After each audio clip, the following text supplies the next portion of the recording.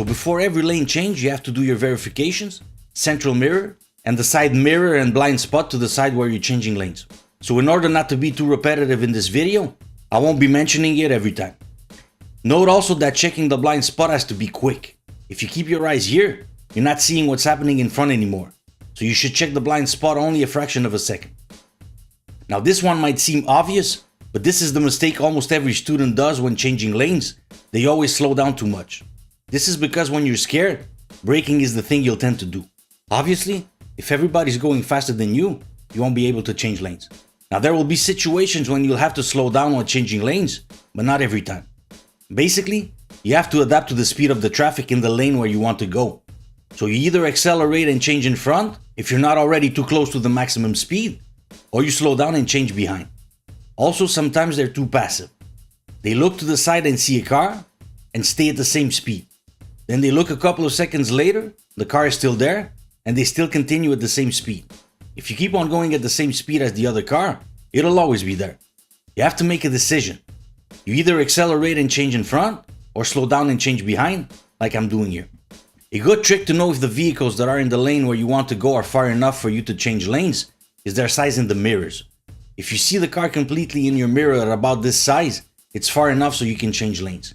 If you don't see it completely, like in this case, it's too close.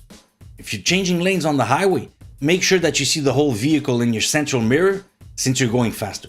When changing lanes behind someone, you should leave at least 2 seconds between you and the vehicle in front. At city speeds, that's about the distance of a moving car between both of you. That's also the distance you should always keep from the vehicle in front, generally when moving.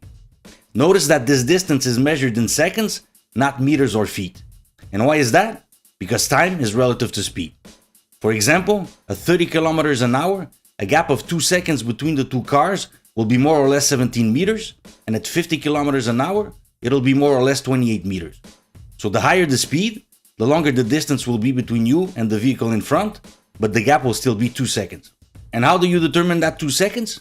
Find a reference point, in this case, this parked car, and when the car in front of you passes next to it, start counting. 0, 1, 2. So basically you should change lanes more or less at this point. Now obviously you won't be counting seconds when changing lanes all your life. You'll get a feel for judging the right distance after a short while.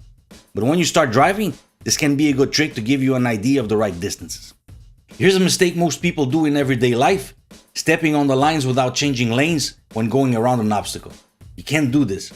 Even if the obstacle is blocking only a small portion of your lane, you still have to change lanes completely. As soon as you step on the lines with your wheels, there's a risk of collision with the vehicle on the other lane, especially if it's a large vehicle. So if you think you're going to touch the lines, change lanes completely. A situation where students always neglect their verifications is when changing lanes in a lane like this one after some painted lines on the floor. Even if you can't drive over these lines, it doesn't mean there won't be anybody there. Think of it this way: if there isn't something physical preventing people from being there, there will be someone there eventually. So always do your verifications when changing in those types of lanes too. Same thing when passing vehicles that are about to turn left. Like in this case, this guy is about to turn left, and on the other side of the intersection, I'll have to change back to the left lane since there are parked cars in my lane. When changing back, still do your verifications. This guy may have changed his mind and go straight. Also remember that when coming out of a parking spot or going into one, you're still changing lanes. You're going from one parking lane to a moving one or vice versa, but it's still a lane change. So in both situations, you still need to do the verifications. And the flasher is very important in both situations also. Here, I'm going to park to the right, so there could either be someone in the car about to go or a cyclist between the two cars. A very common mistake with students: they tend to stare at things too long, and it's also true when looking at the mirrors before changing lanes. If you look at the mirror too long, you tend to swerve in the direction where you're looking, in this case, to the left. You don't need to keep looking at the mirror to know when this vehicle will pass you. Look at the mirror and you see that the vehicle is this size, then look in front.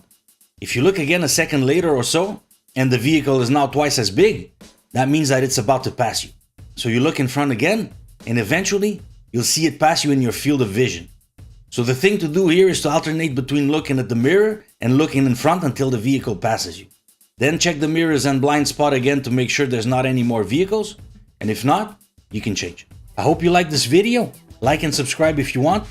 If you have any questions or suggestions, post them in the comments, and thanks for watching.